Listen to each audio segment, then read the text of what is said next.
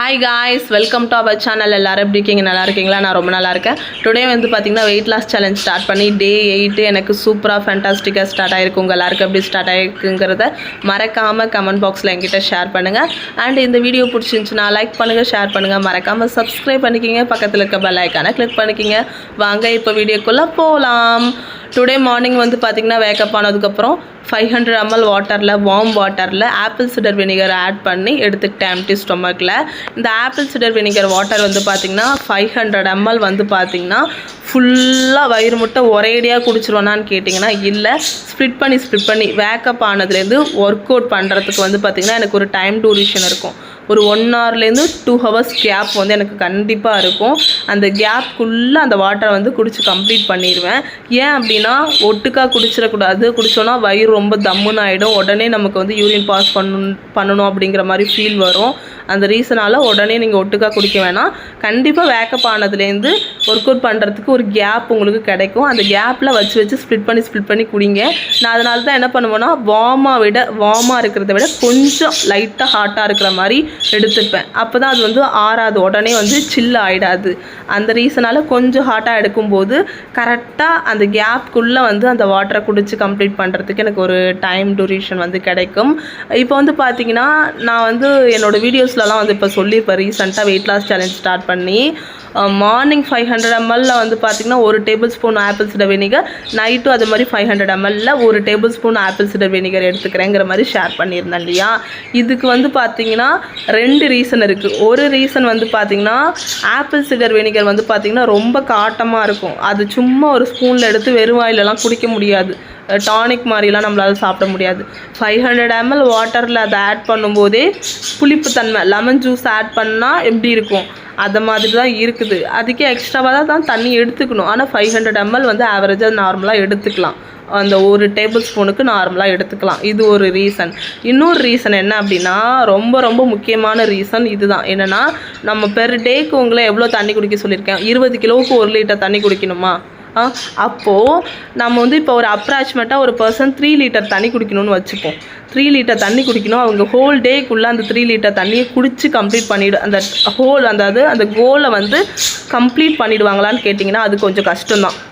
ஏன்னா தண்ணியை வந்து ஞாபகம் வச்சு தாகம் எடுக்கும்போது அதாவது பசிக்கும்போது வந்து சாப்பிடுன்னு சொல்லுவாங்க, தாகம் எடுக்கும்போதும் தண்ணி குடிக்கணும்னு சொல்லுவாங்க. ஆனால் அதையும் தாண்டி நம்ம உடம்புக்கு தேவையான தண்ணீர் அளவை வந்து நம்ம எடுத்துக்கணும், சரிங்களா? அதுவும் வந்து பார்த்திங்கன்னா இப்போ வந்து கிளைமேட்லாம் வந்து பார்த்திங்கன்னா ஒவ்வொரு கிளைமேட்டும் ஒவ்வொரு மாதிரி இருக்குது. சம்மர் முடிஞ்சுது, சம்மரில் நல்லா மழை பெஞ்சுது. இப்போ வந்து பார்த்திங்கன்னா மழையும் இல்லை, எதுவுமே இல்லை, நார்மலாக இருக்குது. என்னமோ ஒன்று சொல்கிறது. இந்த டைமில் ஜூன் ஜூலை மாதத்தில் அந்த டைம்லலாம் வந்து பார்த்திங்கன்னா எனக்கு தெரிஞ்சு நான் ஸ்கூல் படிக்கும்போதெலாம் வந்து பார்த்திங்கன்னா நல்லா மழை பெஞ்சிட்ருக்கும். நல்லா ஸ்கூல் போகும்போது தான் ஜூன் ஜூலைலலாம் எனக்கு ஸ்கூல்லாம் லீவு.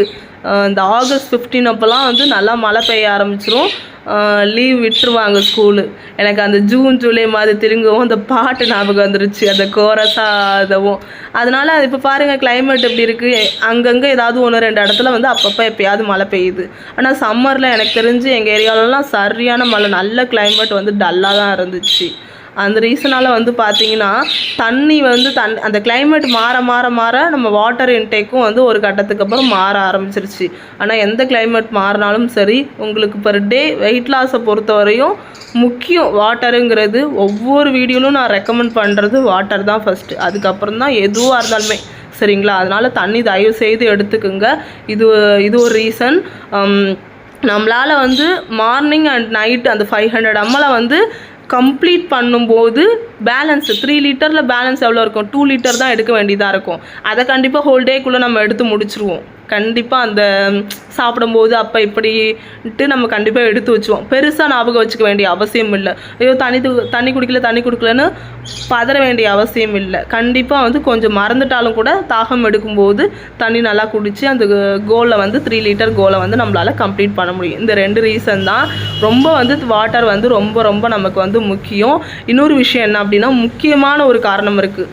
நம்ம வந்து ஒர்க் அவுட்க்கு முன்னாடி வந்து பார்த்திங்கன்னா ஏதாவது ஒரு டீடாக்ஸ் ட்ரிங்க்கு கம்பல்சரி எடுத்தாகணும். அது ஆப்பிள் சிடர் வினிகர் மட்டும்தானான்னு கேட்டிங்கன்னா இல்லை, நீங்கள் எது வேணால் ஜீரா வாட்டர், ஜிஞ்சர் வாட்டர் அதை மாதிரி எது வேணாலும் எடுத்துக்கலாம். ஆனால் வந்து சுகர் ஆட் பண்ணாமல், காஃபி டீ மாதிரிலாம் இல்லாமல், அதாவது 0 கேலரியில் லோ கேலரியில் இருக்கிற மாதிரியான ஏதாவது ஒரு விஷயம், ஏதாவது ஒரு ஃப்ளூயிடாக நீராகாரம் மாதிரி ஜூஸ் மாதிரிலாம் எதுவும் இருக்கக்கூடாது.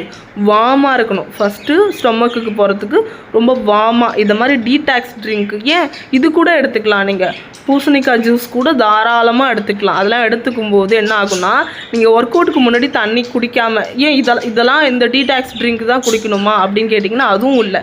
வெறும் சுடு தண்ணியை குடிச்சிட்டு கூட உங்களால் ஒர்க் அவுட் பண்ண முடியும். அதெல்லாம் 0 கேலரி தான், தாராளமாக பண்ண முடியும். என்ன இதை மாதிரி கொஞ்சம் டீடாக்ஸ் ட்ரிங்க் கொஞ்சம் குடிச்சிங்க அப்படின்னா உங்களுக்கு கொஞ்சம் எனர்ஜெட்டிக்காக இருக்கும்.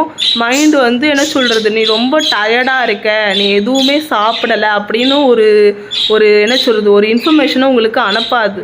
அப்படி ஏதாவது ஒன்று உங்களுக்கு வந்து சொல்லிடுச்சுன்னா ஒரு கட்டத்துக்கு அப்புறம் நீங்கள் டென்ஷன் ஆகி ஓவர் ஈட் பண்ணிடக்கூடாது உடனே. அந்த ரீசனால தான் நான் வந்து இது மாதிரி டீடாக்ஸ் ட்ரிங்க் எடுத்துக்கும் போது என்ன ஆகும்னா உங்களுக்கு ஃபில்லிங்காக இருக்கிற மாதிரி ஃபீல் ஆகும், பசிக்காது, உங்களுக்கு நல்லா ஸ்வெட்டும் ஆகும். சரிங்களா? முக்கியமாக வந்து ட்ரிங்க் ஏதாவது வந்து ஒர்க் அவுட் பண்ணுறதுக்கு முன்னாடி எடுத்துக்கிறதுக்கான ரீசனே வந்து நமக்கு ஒர்க் அவுட் பண்ணும்போது பயங்கரமாக ஸ்வெட் ஆகும்.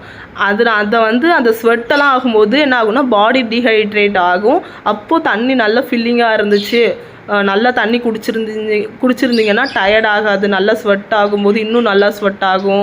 உங்களோட வெயிட் லாஸ்க்கு ரொம்ப ரொம்ப ஹெல்ப்ஃபுல்லாக இருக்கும். இந்த ஸ்வெட் ஆகும் அப்படிங்கிற ஒரு டாபிக் வந்தோடனே எனக்கு ஒரு விஷயம் ஞாபகம் இருக்குது. என்னென்னா, இந்த ஆல்ரெடி சொல்லியிருந்தேன், நமக்கு வந்து கிளைமேட்டெல்லாம் ஒவ்வொரு டைமில் வந்து பார்த்திங்கன்னா சேஞ்ச் ஆகிட்டே இருக்குது. ஒரு கரெக்டான இந்தந்த டைமில் வந்து பார்த்திங்கன்னா ஒரு கிளைமேட்டே கரெக்டான டைமில் ஒரு கிளைமேட்டே இல்லை அப்படின்னு நான் சொல்லிகிட்டு இருந்தேன் இல்லையா? அப்போ தான் எனக்கு ஞாபகம் வருது, நான் ஃபஸ்ட்டு வெயிட் லாஸ் ஸ்டார்ட் பண்ணது எந்த டைமில் தெரியுமா? வின்டர் டைமில் தான் ஸ்டார்ட் பண்ணேன். வின்டர் டைமில் வாக்கிங் போவேன், வின்டர் டைமில் வந்து பார்த்திங்கன்னா ஒர்க் அவுட் பண்ணுவேன். ஏன் அப்போ பண்ணால் என்ன, எந்த டைமில் வேணாலும் பண்ணலாம்ல, அதுக்கு என்ன டைமிங் இருக்கான்னு கேட்டிங்கன்னா அப்படி இல்லை. வின்டர் டைமில் வந்து பார்த்திங்கன்னா அதிகமாக ஸ்வெட்னஸ் வந்து கொஞ்சம் இருக்காது. அதுவும் நான் ஸ்டார்ட் பண்ண புதுசுங்கிறனால என்ன ஆயிடுச்சுன்னா எனக்கு வந்து ஒரு மாதிரி ஆயிடுச்சு. ஸ்வெட்டே ஆகலை எங்கவும். நல்லா வேர்க்கணும் அப்படின்னு சொல்லுவாங்க. நல்லா வேர்த்தா தான் வந்து பார்த்திங்கன்னா உடம்புலாம் நல்லா இளைக்கும் அப்படின்னு சொல்லிட்டு எங்கள் வீட்டிலலாம் வந்து சொல்லுவாங்க. அப்போலாம் வந்து வாக்கிங் போயிட்டு வந்து எனக்கு ஸ்வெட் ஆயிருக்காப்பான்னு என் ஹஸ்பண்ட்டை கேட்பேன். அவர் சிரிச்சிட்டு கம்முன்னு போயிடுவார். அப்புறம் ஒர்க் அவுட் பண்ணிவிட்டு வந்து ஸ்வெட்டாக இருக்கான்னு கேட்பேன். ரியாக்ஷன் என்ன திரும்ப ரியாக்ஷன் அவர் சொல்லுவார். ஒரு ரியாக்ஷன் கொடுப்பாரு பாருங்க, அதுதான் இருக்கிறதுலே நம்மளை வந்து இன்னும் டிமோட்டிவேட் பண்ணுற மாதிரி இருக்கும். அப்புறம் இன்னொரு விஷயம் சொல்லுவார், நீ வேணா ஒன்று பண்ணு, ஃபேனு ஜன்னல் இது எல்லாத்தையுமே ஃபேன் ஆஃப் பண்ணிவிட்டு ஜன்னலை க்ளோஸ் பண்ணிவிட்டு ஒரு ரூமில் போயிட்டு இருட்டில் உட்காந்துருக்கோம், அப்படியே ஸ்வெட் ஆகுதான்னு பார்ப்போம் அப்படின்ட்டு வந்து எனக்கு சொல்லுவார். அது ரொம்ப நம்மளை டிமோட்டிவேட் பண்ணுற மாதிரி இருக்கும். எதனால இந்த டாபிக் இப்போ சொல்கிறேன் அப்படின்னா, எனக்கு வந்து பார்த்திங்கன்னா பழைய வீடியோலலாம் இது மாதிரி ஸ்வெட் ஆகலைன்னு சொல்லிட்டு கமெண்ட் வரும். அதுக்கு வந்து பார்த்திங்கன்னா 2 ரீசன் இருக்குது ஸ்வெட் ஆகாமல் இருக்கிறதுக்கு. ஒன்று வந்து தண்ணி நீங்கள் சரியாமல் இந்த ஃபஸ்ட்டு மார்னிங்கில் இது மாதிரி வாட்டர் எடுக்காமல் இருக்கிறது, உங்கள் பாடி ரொம்ப டீஹைட்ரேட் ஆகுறது. அப்புறம் வந்து பிகினராக இருக்கிறவங்களுக்கு வந்து பார்த்திங்கன்னா ஒரு 5 கவுண்ட்லலாம் பெருசாக வந்து பார்த்திங்கன்னா ஸ்வெட்னஸ் இருக்குமான்னு கேட்டிங்கன்னா இருக்காது. அதுவும் வின்டர் டைம்லலாம் சுத்தமாக இருக்காது. போக போக நீங்கள் ஸ்டார்ட் பண்ண அந்த கவுண்ட்டை இன்க்ரீஸ் பண்ண வந்து பார்த்திங்கன்னா உங்களுக்கு வந்து பார்த்திங்கன்னா நல்லா வந்து ஸ்வெட்னஸ் வந்து கிடைக்கிறதுக்கு வாய்ப்பு இருக்குது. இப்போலாம் வந்து எனக்கு கண் எரியிற அளவுக்கு ஸ்வெட் ஆகுது. அந்த ஸ்வெட்டு வந்து எப்படின்னா அந்த ட்ரெஸ்ஸே தொப்பறையாக நிறையிற அளவுக்கு ஸ்வெட் ஆகுது. ஃபேனையும் வேறு நான் ஆஃப் பண்ணி வச்சிடுறேன்னா அதனால் வந்து ஸ்வெட்னஸ் எனக்கு வந்து நிறையாவே இருக்குது. அதனால் கம்பல்சரி வந்து அந்த 500 ml வாட்டரை ரெகுலராக நான் எடுத்துக்கிட்டு தான் என்னோடய ஒர்க் அவுட்டே வந்து பார்த்திங்கன்னா நான் ஸ்டார்ட் பண்ணுறேன். இப்போலாம் எனக்கு வந்து டேவே வந்து நல்லா ஆக்டிவாக இருக்கும், எனர்ஜெட்டிக்காக இருக்கும். ஒரு ஃபார்மில் போகிற மாதிரி இருக்கும். ஃபார்ம்லனா முன்னாடிலாம் work out, weight loss, diet இதெல்லாம் வந்து இந்த ஒரு டாபிக் உள்ள வரத்துக்கு முன்னாடிலாம் என்னோடய டே எப்படி இருக்கும் அப்படின்னு பார்த்தீங்கன்னா ஒரே டயர்ட்னஸ்ஸாக என்ன பொழப்பிது அப்படிங்கிற மாதிரி தான் போகும். வேக்கப் ஆகிட்டு ஹஸ்பண்டுக்கு காஃபி போட்டு கொடுத்துட்டு சமைச்சிட்டு பிள்ளைகளை கொண்டு போய் ஸ்கூல் விட்டுட்டு அவர் ஹஸ்பண்டுக்கு லஞ்ச் பேக்கை கொடுத்து டாட்டா பை சொல்லிவிட்டு சோம்பேறித்தனமாக போயிட்டு இதில் போய் படுத்து தூங்கிடுவேன். இல்லைனா சும்மா டிவி பார்த்துட்டு இருப்பேன், மொபைல் நோண்டிட்டு இருப்பேன். அது மாதிரி தான். ஆனால் இப்போலாம் வந்து பார்த்திங்கன்னா கரெக்ட் டைமில் வீட்டில் இருக்கிற எல்லா ஒர்க்குமே இந்தந்த ஒர்க்கு இந்தந்த ஆர்டரில் செய்யணும் அப்படிங்கிற ஒரு ப்ராப்பரான ஒரு இது வந்து எனக்கு வந்து வந்துருச்சு. ஒரு என்ன சொல்கிறதுன்னு எனக்கு வந்து தெரியல. ஒரு கம்ஃபர்ட் ஸூனுக்கு வந்துட்டேன். இன்றைக்கி ஒரு ஒர்க் பண்ணுன்னா அந்த ஒர்க்கை வந்து பெண்டிங்கில் போட்டுருவேன். நாளைக்கும் தள்ளி போயிட்டே இருக்கும். அதெல்லாம் அப்படிலாம் இப்போலாம் பண்ணுறதில்ல. கரெக்டாக நமக்கு டைம் இல்லை, இதுக்கு மட்டும்தான் அந்த பர்டிகுலர் எனக்கு வந்து கரெக்டாக வந்து ஒரு 9 o'clockலேருந்து ஒரு கரெக்டாக ஒரு 10:30 வரையும் ஒரு கேப் கிடைக்கும். அதுக்கப்புறம் பிஸி ஆகிடுவேன். அதுக்கப்புறம் 2 o'clockலேருந்து ஒரு 3:30 வரையும் ஒரு கேப் கிடைக்கும். 3:30க்கு அப்புறம் வந்து நான் லைவுக்கு வந்துடுவேன்னா, அதுக்கப்புறம் 4:30க்கு கிட்ஸை ஸ்கூல்லேருந்து கூப்பிட்டு வரணும். அதுக்கப்புறம் சொல்லவே வேணாம், எவ்வளோ பிஸியாக இருப்பேன்னு உங்களுக்கே தெரியும். இப்படி ஒவ்வொரு நாளும் ஒவ்வொரு ஷெட்யூல். ஏர்லி மார்னிங்கில் உங்களுக்கே தெரியும், ஒர்க் அவுட் பண்ணுவேன், ஃபுட் எல்லாம் ப்ரிப்பேர் பண்ணி ஆகணும், ஸ்கூலுக்கு கிட்ஸ் அனுப்பி ஆகணும், ஹஸ்பண்ட் ஆஃபீஸ்க்கு ரெடி பண்ணி ஆகணும். இவ்வளோ விஷயங்கள் ரொட்டீனாக போயிட்டு இருந்த விஷயத்தில் என்னோடய டயட்டு, ஒர்க் அவுட்டு இது எல்லாத்தையும் காமனாக நான் பார்த்துட்டு என்னால் வெயிட் லாஸ் பண்ண முடியுதுன்னா உங்களால் முடியும். சரிங்களா? என்னாலே முடியுதுங்கும்போது உங்களால் ஷுவராக முடியணும். எனக்கு வந்து உங்களோட சப்போர்ட் வந்து எனக்கு இன்னும் அதிகமாக தேவைப்படுது. எனக்கு வந்து ஒரு மோட்டிவ், நான் பேசுகிறதுனால நீங்கள் மோட்டிவ் ஆகுறீங்களோ இல்லையோ, நீங்கள் எனக்கு கொடுக்குற ஆதரவுனால நான் ரொம்ப மோட்டிவ் ஆகுறேன்னு தான் சொல்வேன். ஏன்னா இந்த வீடியோ அப்லோட் ஆனதுக்கப்புறம் வந்து பார்த்தீங்கன்னா அந்த வியூஸுங்கிற விஷயம் எண்ட் ஆஃப் த பாயிண்டில் அந்த வியூஸ் தான் என்னை ஒரு கட்டத்துக்கு அப்புறம் மோட்டிவ் பண்ணும். ஓகே, அப்போது நம்மக்கிட்ட நிறைய விஷயங்கள் டிஃப்ரெண்ட் இருக்குது, அதனால் மக்கள் வந்து நமக்கு சப்போர்ட் பண்ணுறாங்க. ஓகே, நம்ம இன்னும் பண்ணணும்.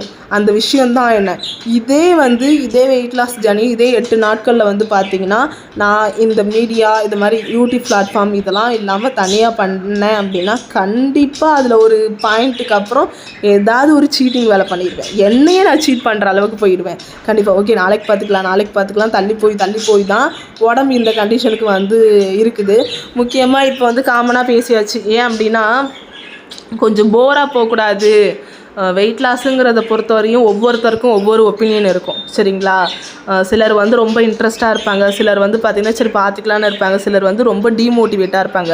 அவங்களுக்கு வந்து ரொம்ப புஷ் பண்ணிடக்கூடாது. காமனாக நார்மலாக அவங்களுக்கு ஏற்ற மாதிரி அதிகமாக வெயிட் லாஸ் ஜேர்னியில் வந்து பார்த்திங்கன்னா ஹவுஸ் ஒய்ஃப் தான் அதிகமாக இருப்பாங்க காமனாகவே.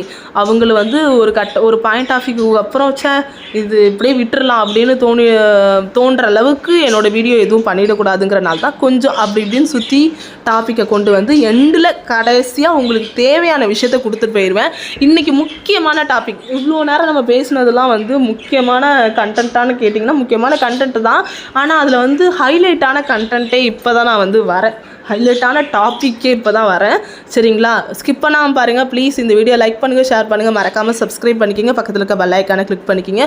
மறக்காமல் எண்டில் தயவுசெய்து ஸ்கிப் பண்ணாதீங்க. ஏன்னா எண்டில் வந்து ஹோல் டே ஆன டயட் நான் என்ன சாப்பிட்டேங்கிறது எல்லாமே வந்து நான் வந்து எண்டில் வந்து அந்த கிளிப் எல்லாமே ஆட் பண்ணியிருக்கேன். ஓகே, ஒரு டாபிக் பற்றி முக்கியமாக பேசணும். அது என்ன டாபிக்னா, நேற்று வந்து 1 kgக்கு வந்து எவ்வளோ கேலரிஸ் அப்படிங்கிறத பற்றி நம்ம பேசியிருப்போம். ஓகேவா? அது எல்லாமே பார்த்துருப்பீங்கன்னு நினைக்கிறேன். பார்க்காதவங்க அந்த வீடியோ நம்மளோட சேனலில் இருக்குது, Day 7 போய் பாருங்கள். சரிங்களா?